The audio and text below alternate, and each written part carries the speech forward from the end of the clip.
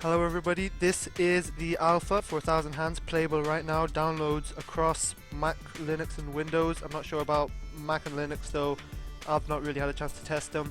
Let's just whack this into full screen here.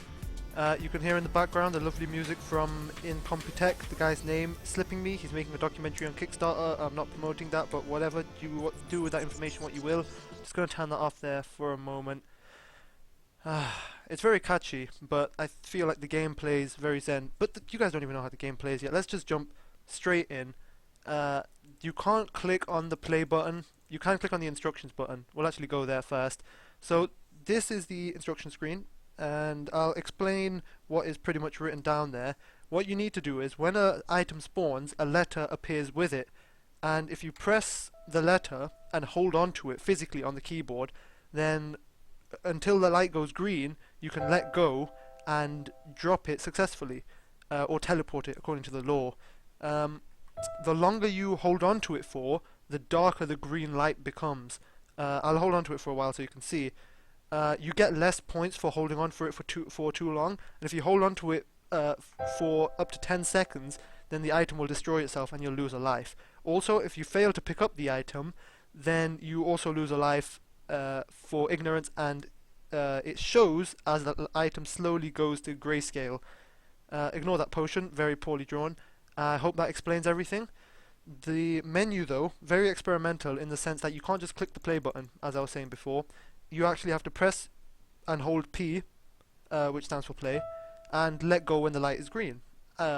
This is so that people don't just rush into the game not knowing how to play and getting confused and running away. I might change it later on so that it's clickable onto, but for now I think it's a good feature to have, but I'll have to get more feedback on that. I'm going to go into hacks mode, so if I go below 0 lives it won't stop and I can carry on talking. So it starts off quite slowly with 2 hands. For new players, even this seems to be a little bit struggling at times, but it's very, very slow, very calm. The spawn rates are nice and simple. I don't know how spawn rates can be simple. They're nice and slow, even. And as you get a certain amount of points, it slowly ramps up. 4 hands come into play. More items will start to spawn at some point, hopefully. And you can see, well, you can't really see, but if you're playing this, which I highly recommend you do, then you'll start noticing that on the keyboard you have to be a bit careful about your hand's position. You can't just put any finger anywhere.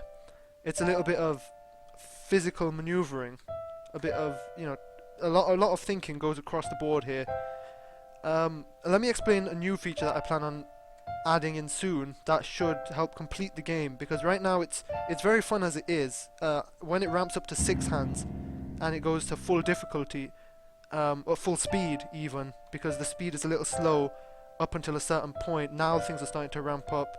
Maybe if you can see, things are starting to spawn in before the previous items are finished. I can't really keep up with this, I'm just going to keep speaking though. So, power drop, yes, it's a feature that I think will help complete the game.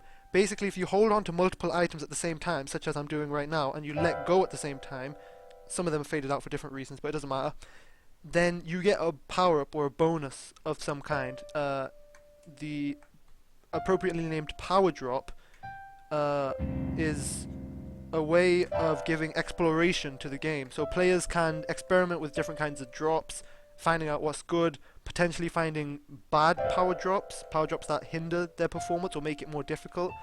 That way the players can remember different combinations that they like and experiment, and maybe from there's a lot more potential for where the game can go. It also gives purpose as to when to pick up items, when to drop them. Gameplay wise, it's fantastic to have in there. But what the power drops will actually do, which is what you guys want to hear, is that you'll get double points. Maybe time will stop, so it gives you a bit of extra, bit of a chance to pick up your items or to just refresh your hands. It could reset all the timers on all the items, so that you could. Sorry, I was just trying to get the huge drop there. It could reset the timers on all the items, so you get a bit more time to do stuff. A variety of things to help the player. So Power drop is a feature that I think will be very important in helping the game feel full. I'll still try to include a Zen mode because I feel without power drop the game is still very enjoyable and a lot less stressing, especially with the sound like this with just the piano keys. Very relaxing, just a delight to play. Hacks mode is included in the downloadable alpha, so feel free to go nuts. A few items spawn in the wrong place or go too far down or whatnot. This is all being fixed.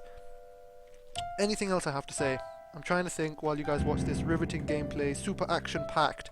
It's not exactly four devils with a shotgun. I can't remember the names of the other games on on the indie game source things, but yeah, that was is 1,000 Hands. Power drop is a thing. Zen mode is a thing. This whole game is a thing. Pause button is a thing. Space bar. It's not written anywhere. It's music's back as well. Easier mode is a thing. What easier mode does is it only spawns letters on the left hand. So where C is, that's a left hand. Where Y is a right hand. It only spawns letters on the left hand side of the keyboard for left hands and on the right hand side for right hands. So that way you kind of have an idea of where the letters are going to come from. That's why I call it easier mode, because you can still ruin yourself by positioning your fingers wrong. I highly recommend you play this game to get a true feel of it. If I had a second camera to show you where my hands were moving on the keyboard right now, it would be very entertaining to watch. The best metaphor for this, or simile even, is it's like Twister on a keyboard with your fingers.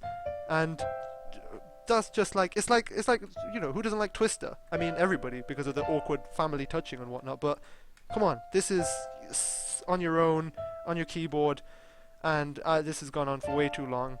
So, on that note, I'll leave you guys with this game. Plenty of updates to come. I thought the video would be handy to, you know, for people to watch this and stuff, and things, and stuff. As you can see, I'm very bad under pressure. No, I'm not. I'm actually pretty good, but I have no idea what to say.